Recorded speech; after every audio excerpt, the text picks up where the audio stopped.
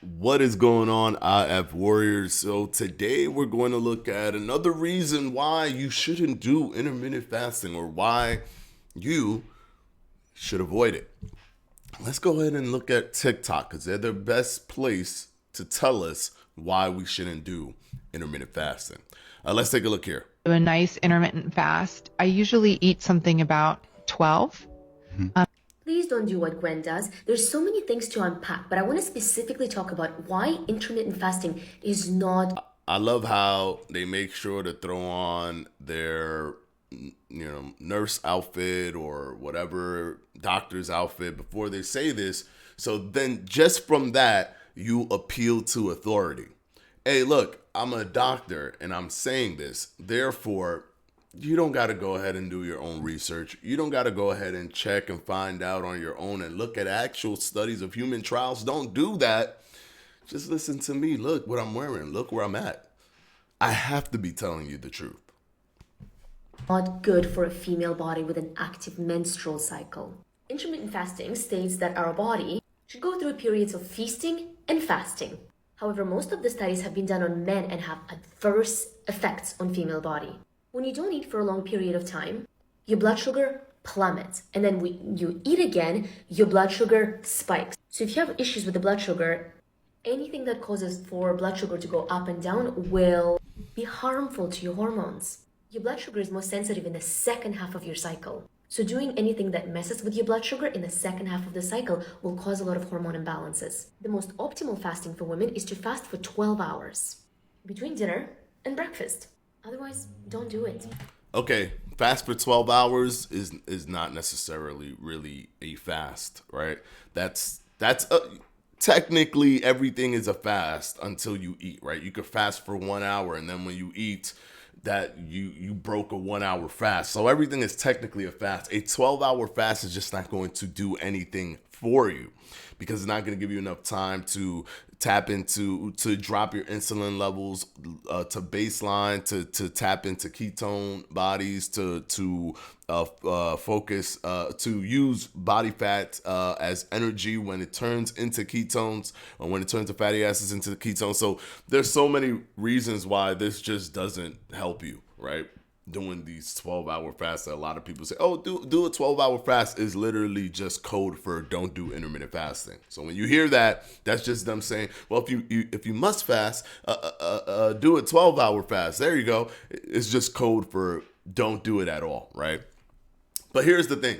So many people keep saying this, women post-menopause, pre-menopause, they only study men. No, they do not. Most studies, when it comes to, well, not most, but a lot of the studies with intermittent fasting are not just men. They're both men and women with very, very similar results in terms of the positive elements that come from intermittent fasting. Now, yes, there's blood sugar spikes that happen when you're doing intermittent fasting, but that is because, get this, your insulin is dropping low. So things like norepinephrine is going up. Cortisol is going up, right? The breakdown hormone. Those things are going up. Growth hormone going up, right? So those things are triggering because of the things that you want to happen in the sense of losing body fat, right? So no, just because your blood sugar is spiking and blood and menstrual and oh my God, put it together and it's not good, right? It doesn't work that way.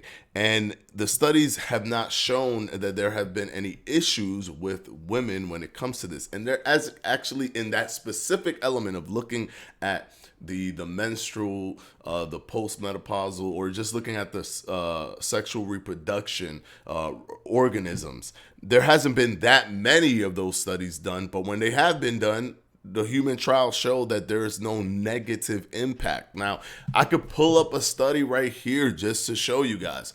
Effects of intermittent fasting on reproductive hormone levels in females and males, a review of human trials. So they're looking at all of the human trials that have looked at this element. And when we see here, in contrast, fasting did not have any effect on estrogen, gonadotropins, or prolactin levels in women.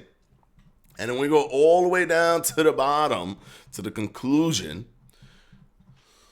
We'll see all other reproductive hormones remain unchanged for both genders in these short-term trials. Now, they've noted that while these findings provide some preliminary evidence, these data require confirmation by large-scale, well-powered, randomized controlled trials designed to specifically examine how intermittent fasting impacts reproductive hormone levels in various population groups for both men and women.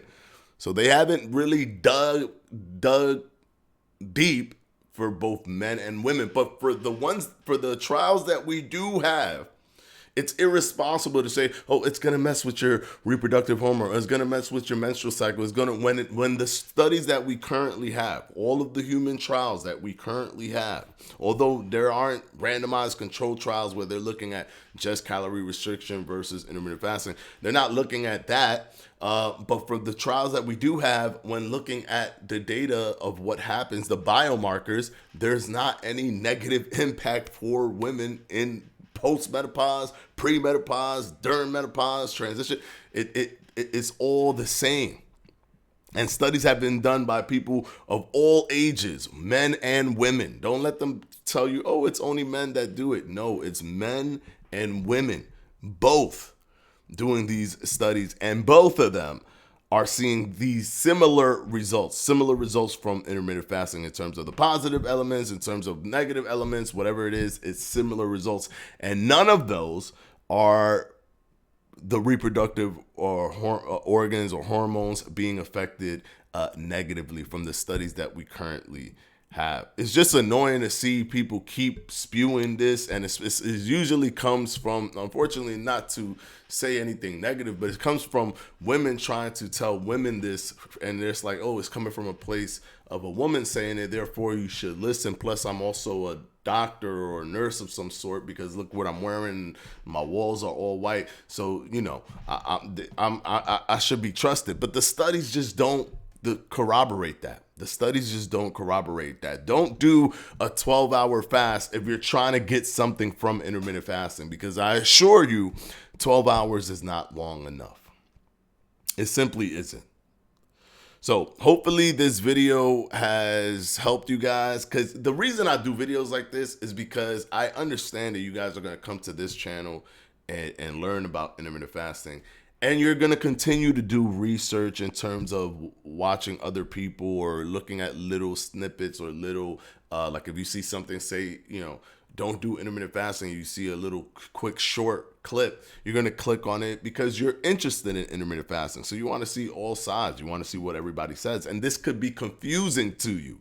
So I make videos like this so you guys can actually see the actual studies and see what they're saying, because it doesn't go in line with what everyone is telling you about, or when people start saying stuff like, oh, your menstrual cycle and this and that. What does affect hormone like negatively is a severe caloric restriction, but that happens with caloric restriction. It's how much you eat. You can make sure to eat good nutrient dense foods when intermittent fasting. If you're just trying to lose weight and you're not doing intermittent fasting and you have severe caloric restriction, you're still going to have problems, right?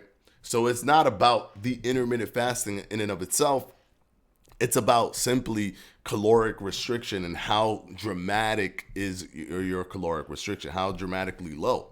So that's gonna affect both men and women, right? Testosterone is gonna go down for men if you're not eating as much, if you're not eating a good amount, even if you're at a caloric restriction. So, anyways, hopefully this video has helped you guys. I'm gonna keep doing videos just like this, combating all of these different notions that you shouldn't do it because of that, and you shouldn't do it because of this, because it's usually not based off of anything other than a theoretical assumption of what could happen because of one little element. Oh, blood sugar spikes, so therefore it has to. No, it doesn't work like that. You have to actually look at what happens to the people who are doing it in studies, if there's any issues that are going on with their reproductive hormones. All right, until the next one, guys. Peace out.